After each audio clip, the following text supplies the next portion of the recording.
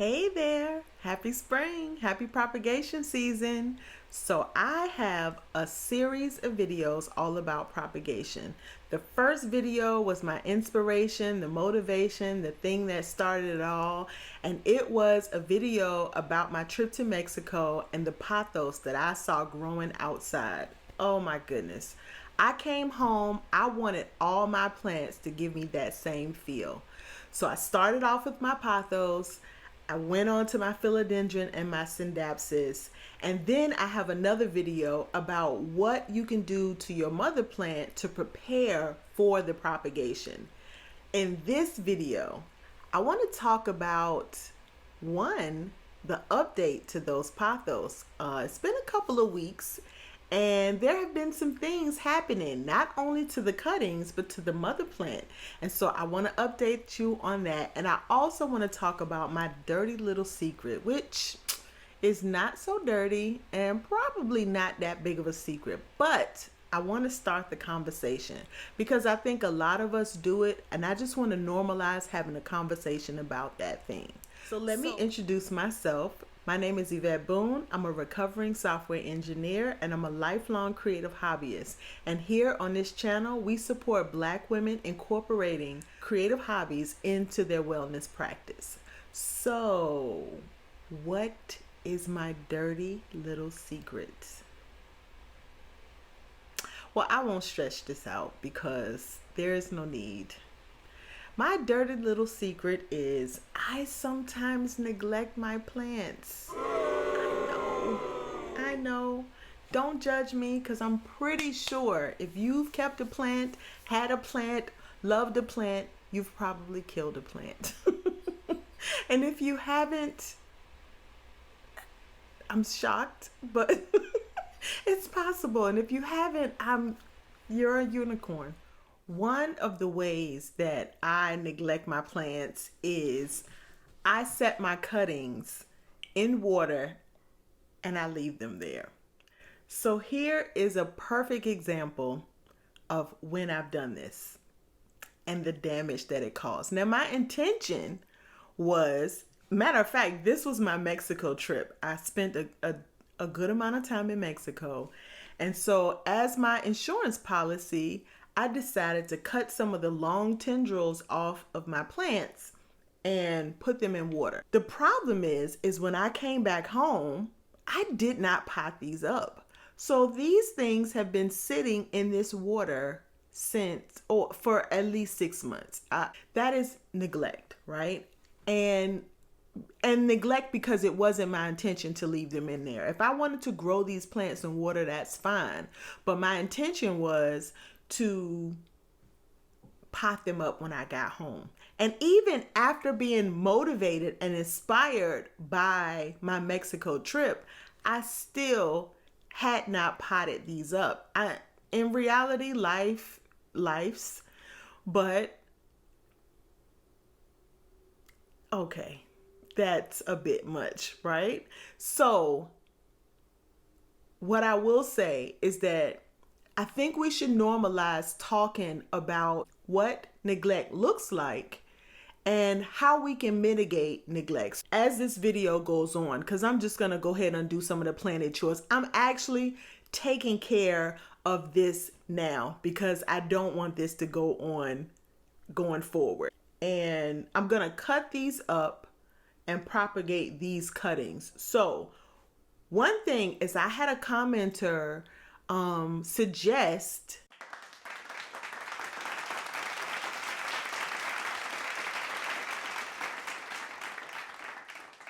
I just took it as a suggestion to cut off all the green off of my Manjula and create a pot of reverted Manjula. And so I was like, perfect, because what I have in this propagation water was the green stem or part of the green stem of my Manjula. So that was perfect. That came in perfect timing. I had one more stem of green on the Manjula. So let me get back onto why or how I neglect my plants because I don't want to wash over the neglect. I sometimes will underwater my plants, and I'm going to show you another example, which is also on the propagation list.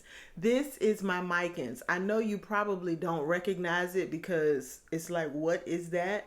She is a cutie pie now. Let's not get it twisted. She is beautiful, but she has been thoroughly neglected. Another one is not repotting soon enough. I have a Cebu blue. This is the famous Cebu blue that you will see more of in the future. But she needed to be repotted a year ago. I should be on my second repot now, but I'm still on the first repot. So yeah, let's just be real. That's a level of neglect. So now I want to talk about why neglect happens. And it's a lot of reasons, probably a lot of good reasons, but I'm going to tell you why I have neglected my plants at times. One is I probably didn't do my research prior to buying the plant. I can think of plants that I've purchased that I fell in love with on site, right? And bring them home and they do not like my environment. Fiddle leaf fig. I don't even think it's my fault. They just should not sell that plant to people to grow in their homes. I digress. Fiddle leaf fig was one of them. I thought I researched and I believed in myself, but it did not pan out well. From the moment I brought that plant into the house,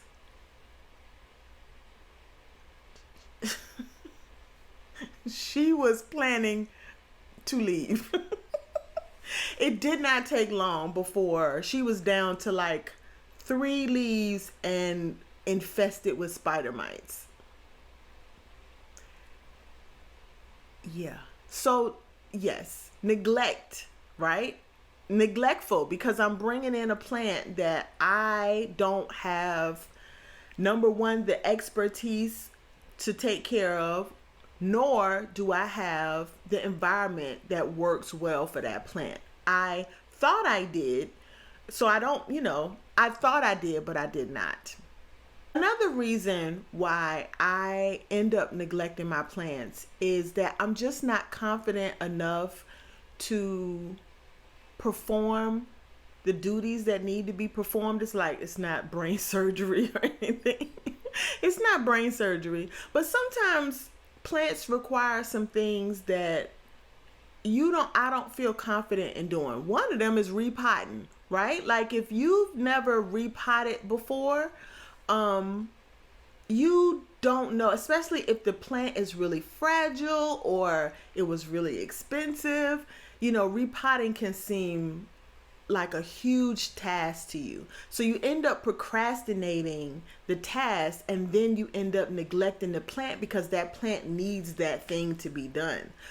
Speaking of repotting, one of the ways that I neglect my plants is by not providing a soil and environment that works well with my personality.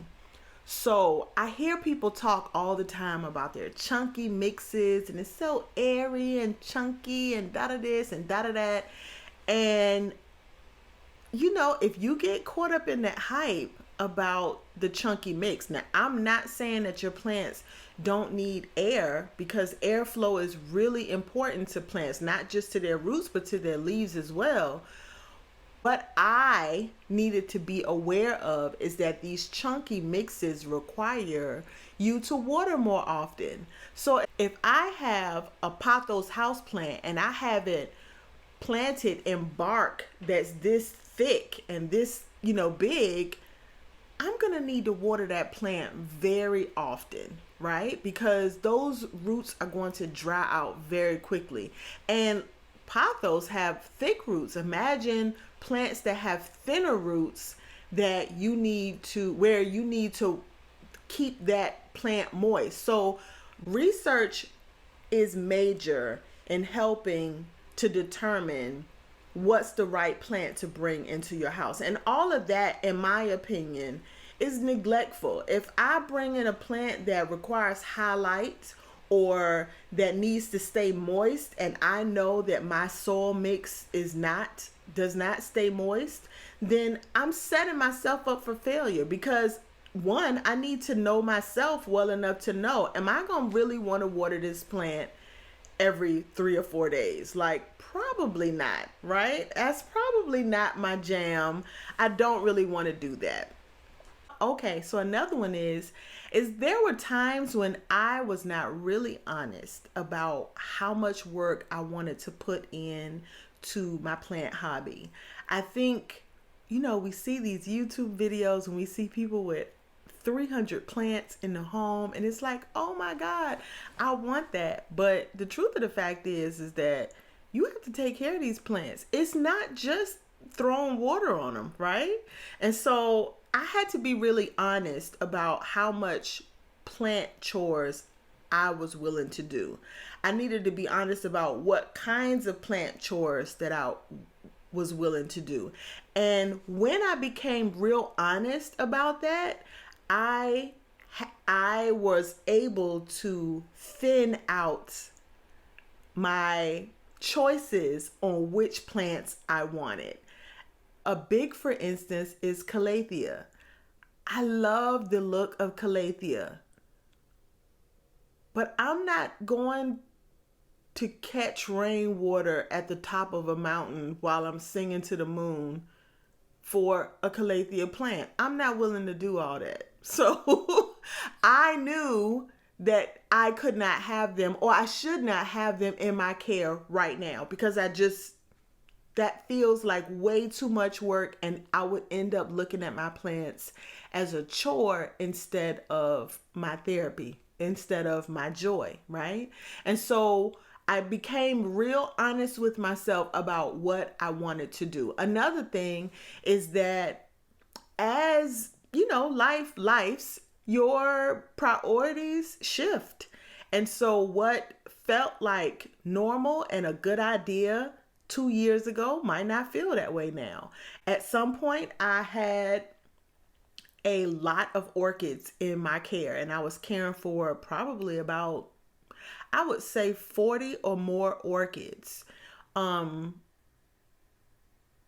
that was a lot of work. And not only was it a lot of work, it felt like a lot of work because that was a lot of work for me.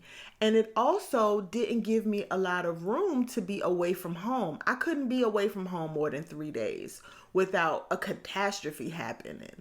So for me in real life, when I started looking at the direction my life was going, that became a non-factor. I could not do that. That was not reality, right?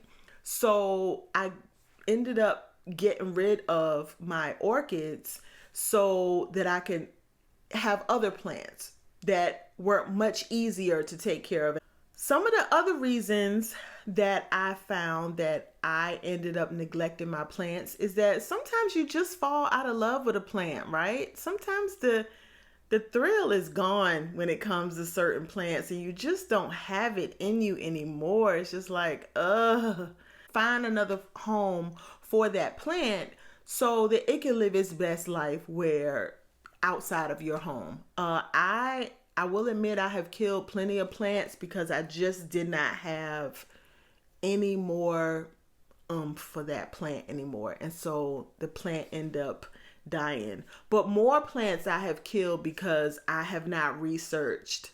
I thought I was going to be this kind of plant parent, and I wasn't. Going forward, how I plan to mitigate neglect on my plant is matter of fact, I've already started. So I have a little filter of what needs to happen in order for this plant to come into my house. One, the plant needs to be easily propagated. It needs to be able to thrive in the soil mix that I use. Now, I can amend it with something that I already use, but I'm not going out to buy a whole new soil mix just for that one plant, right? So I have It has to be easily propagated. It has to be able to fit into my soil mix. It has to be able to like medium to indirect bright light. That I could deal with. Even with the lights on, I would prefer not to have the lights on 24 hours a day.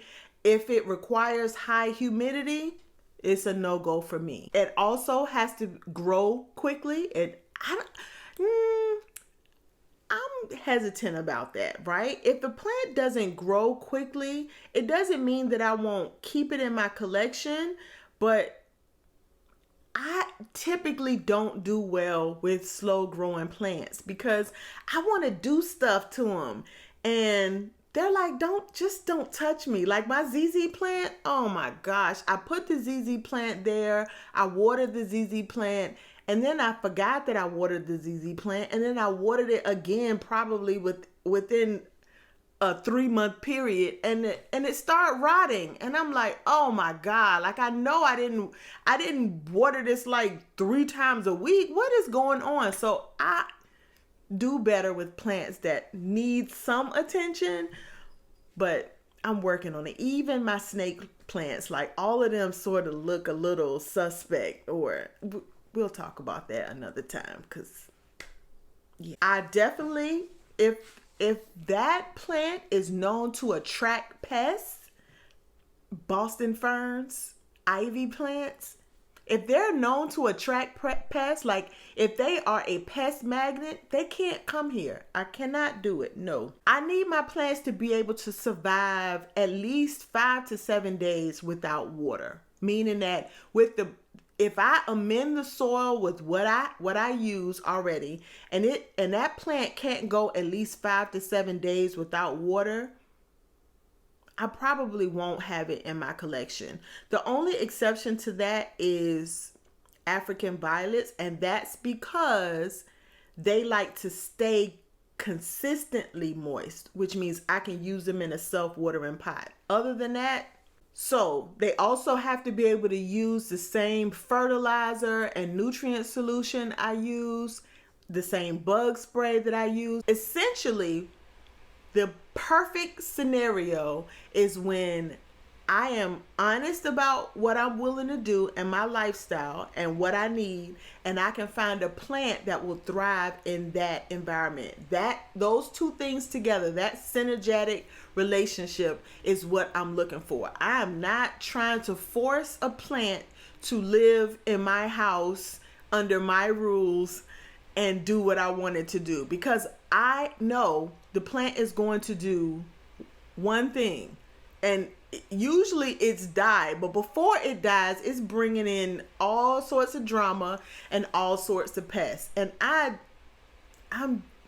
don't want that to be a part. I want my plant hobby to be one of ease and joy.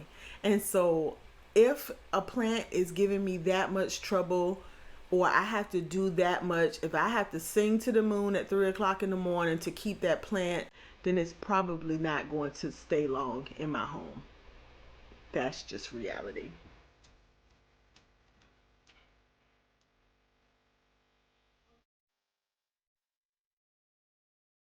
So I decided that I wanted to give my root cuttings a fighting chance. I have had some failures when I tried to root up water roots before. So my thought was this: I would take and I would mix up some water loving media, vermiculite, perlite, and some peat moss, because I'm not going to use my peat moss in my soil for my plants any longer. I figured I would use these for these like new cutting seedlings. So I'm mixing up 1 part vermiculite, 1 part perlite, 1 part peat moss to take those water roots, and I want to try rooting them, or not rooting them, but try putting those new water roots in that medium and keep them in the propagation box just for a couple of weeks, just so that I can kind of get them used to not being wet but be moist. And then I will take them from that and put them in dirt. Now, this is probably overkill.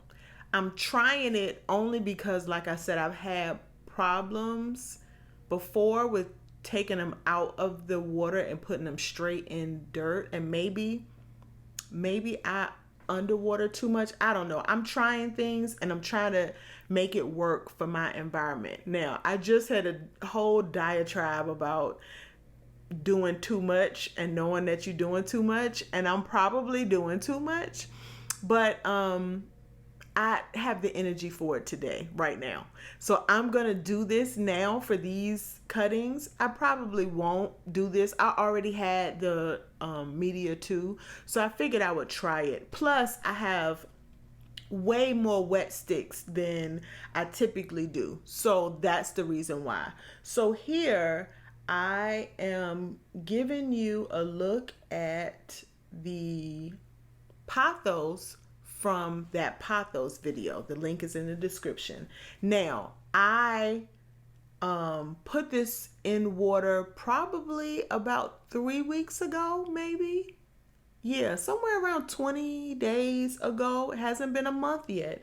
And so we already have upwards of 2 inches of roots on these Cebu Blue. So these Cebu Blue, I think within 5 days, they were already taken off. So I'm loving this this growth that we're having on the Cebu Blue already. I'm loving this. So I also have in this specific vessel, I think I have some Manjula Pothos and some Marble Queen. All of these cuttings were cut on the 21st of April. So they were about 3 weeks ago. So they were all from that same cutting. I did not take any future from the 21st cuttings and mix in with these, because I'm trying to keep them separate so I can know how quickly things are progressing. So my thought here was that I wanted to take these and cut these up and put this in that seed starter type mix. I wet it, but it's moist, but it's not dripping wet. So if you tried to pour water out of it, it's not drippy wet, but it is pretty moist. And I'm going to keep that container, or these I'm going to keep them potted up in the propagation box for a couple of weeks, right? When I start seeing roots grow in that, I'm gonna watch these, because the ones that I potted up, you'll see in a minute, but these actually have leaves. So I will watch these to make sure that the leaves are not wilting, and because they have roots already. So I'm thinking, if these roots, if these cuttings wilt, if I see the leaves wilting, that means that I probably have root rot, and this is probably not a good experiment, a good deal. But I really wanted to give these water roots a fighting chance, because I just have not had the best luck with that. So here's the root porn, you guys. All of these beautiful, beautiful roots. I'm loving it. I'm so impressed with this Cebu Blue. I knew I loved the plant, but this is my first time propagating Cebu Blue. So Cebu Blue. So I didn't know how easy they were to propagate. I heard they were easy to propagate, but now I believe it, because it's easy for even me.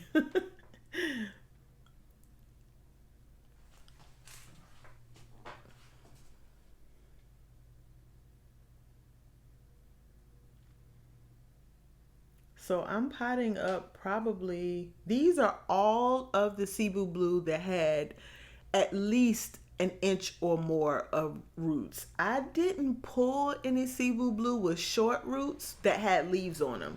So these are all coming from out of the water propagation.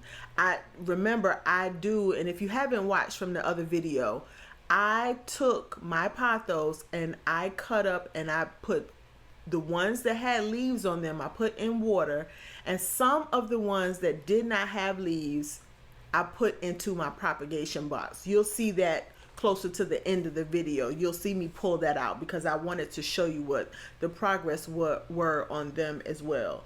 So here I'm potting up the water propagation Cebu blue that were cut about 3 weeks ago.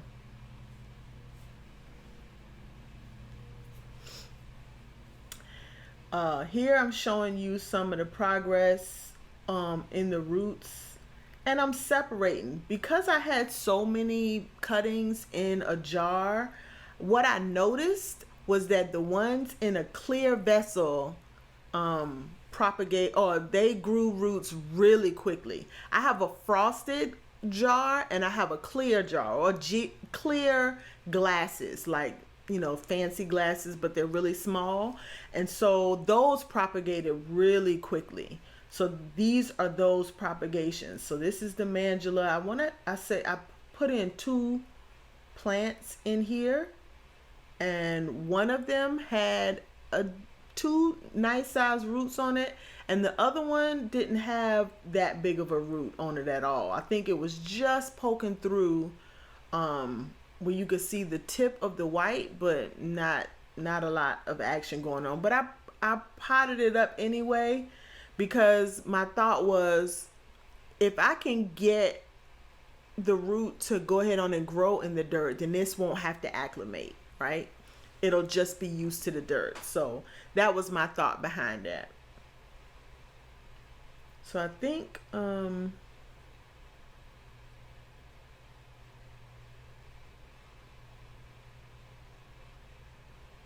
and I'm labeling. I think I put the date that it was cut off the mother plant and the date that I actually potted it up in this medium. So this is the frosted container that I had the other cuttings, the other water propagation cuttings in. I ended up I started off with 2, and I think I added 1 more. And what I did was I just took some out of here. If I noticed that a leaf was curling or that didn't seem to be falling in the water, I took them out and put them in a separate container. So that's what I'm doing here now, is that I believe that these marble queens might take a bit to root, and because they don't have a lot of green on them. So I'm taking those out and putting those in a separate container, and I'm going to just checking on the roots. Here's some more root porn. Of course, that's the green, the regular pothos, the jade pothos. That's the Manjula pothos.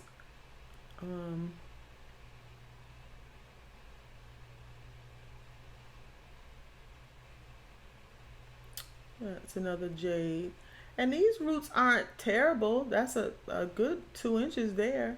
These roots aren't terrible, but I will say I think the ones in the clear glass grew a lot quicker.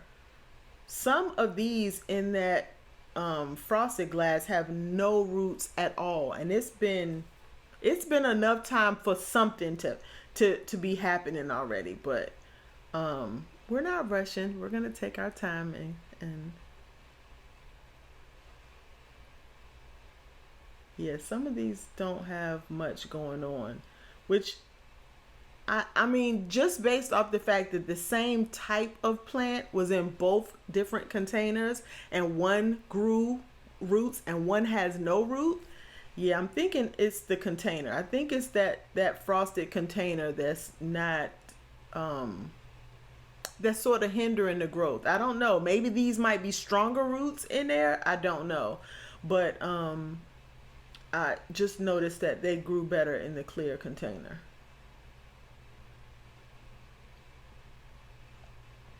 So I changed the water and gave them some fresh feed, and we're putting those back. This is the same day. I had some other cuttings that, like I said, I had separated and put into a clear jar. So I had 2 clear jars and 1 frosted, and this is the other one, and the roots on those are doing really good as well. So I probably in the next week or so will be potting those up. So this is the propagation box showing you the date, which is 4/21/23. And you see, I only have one yellow leaf. So that's pretty good in my opinion. Now, everything is not rooted. And I will say, I think the things in the propagation box root slower. For me, in my experience, they have rooted slower, but they seem to be better when it's time to pot those up. Those roots seem to do better in the dirt than the water roots do. So I'm not as worried about them. However, I do have a lot of Cebu Blue wet sticks in here. And so that's what I'm checking on.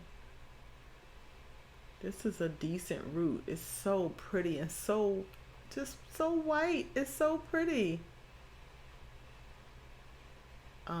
But I think I did not remove any of the Cebu Blue that had leaves. I only took out wet sticks, and mostly those that didn't have any roots already started. I think, to be honest, I think I only had one that had roots, had a root already started in it. So yeah, so I didn't take out all the Cebu Blue wet sticks, but I did take about 6 of them out. So we're gonna see that here in a second.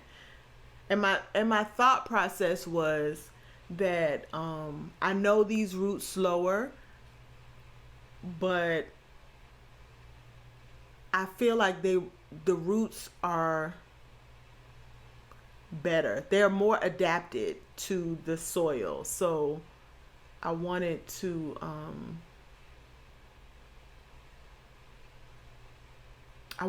get these roots going and strong, especially since they don't have any leaves already. So I just checked on a couple of the other pothos to see if they were moving anything, and that was a neon. It had a little root growing, which is, I think it's fantastic still. And I'm really tempted to pot some of those up, even with a small root, and just let it finish rooting in that medium. But I don't have a lot of that medium. So here I'm wetting that area where the Cebu Blue was, because I noticed that even though the humidity is super high in this humidity box, the sphagnum moss was a little dry, not wet. And so I kind of wanted it to be a little wetter than what it was. And here I'm pretty much potting up the and something scared me right there. But I'm potting up the wet sticks. So one of the other things that I wanted to talk about, these were the 2 containers that you saw in that video. And most likely, I'm hoping that you can see. I know the glare is terrible, but you can see that root there. Love that. So already these roots, and this was just the other day when I look at that. Love it. Okay. Another thing is I wanted to show you what the mother plant was doing there. I'm going to put up a picture of what I took the other day, but let me tell you, 24 hours in a day, things are moving. This thing was just a little stump just the other day. I'm going to put how many days ago these things were showing, just barely showing signs of, and you can see here, let's see, look at those here and here. Oh, this one here and there. So much activity. Look at this. So much activity. Now, I'm not touching these because I don't know. For some reason, I feel like we are. Oh, wait, I got to show you that one. Can I show you that one? Look at that one. Can you see that? Look at that. Look at that. That is crazy. Look. And these are from the cuttings. This has no leaf whatsoever on it, right? This one has stuff. Oh, look at that. All of that Beautiful, beautiful new growth. Now look, I I gave her a good hard cut, okay? Um she has been cut quite a bit, but she is growing back really well. She's getting a lot of light, which I'm pretty sure she's loving. Um I will say I got a couple of little brown spots on here, a little more, I don't know.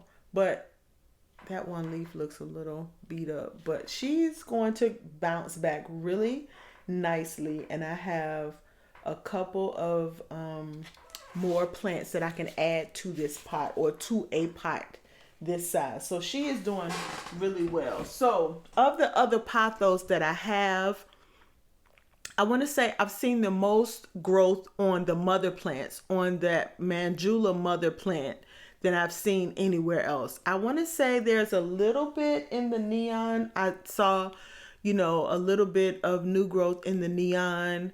Not much on the marble queen, not much on the jade, but that Manjula is showing a lot of promise. So hopefully you enjoyed that update. And maybe you can adopt some of the techniques that I've used to mitigate some of the neglect that I've previously done to other plants and some of the stress I put on myself, right? If I can help in any way prevent you from putting that kind of stress on yourself, then I consider myself helpful. Thank you. But yeah, hopefully it's helpful to you to know that you are not alone, right? That every plant that we love doesn't always love us back. And I have definitely loved some plants to life, but I have definitely loved some to death as well. And so, yeah, you don't have to feel guilty about it. It would be a good idea to, adopt some practices to help mitigate bringing in plants that don't work well for your lifestyle. I know for a fact that a Boston fern probably will never, ever, ever call my home home because they require way more than I could possibly give, even on a good day. The conditions that they love to live in are not conditions that I would love to live in. So I'm pretty sure, I can't say it will never happen, but I'm almost certain that probably won't be a plant I have in my collection. So if you found any helpful tips and tricks, if you found a plant that you loved, one that you would never have because the care is too much, or one that you have to have because it absolutely fits, give this video a like. Subscribe to my channel so you can stay abreast of what we're doing next, what we're propagating next, and how things are going in this propagation season. You have to be there so that we know when we get to the end and it's so lush and beautiful, or I have killed everything in my collection and I'm buying new plants. So either way, it's a good time. So if you haven't already done so, please subscribe, like this video, and don't forget to have a good day.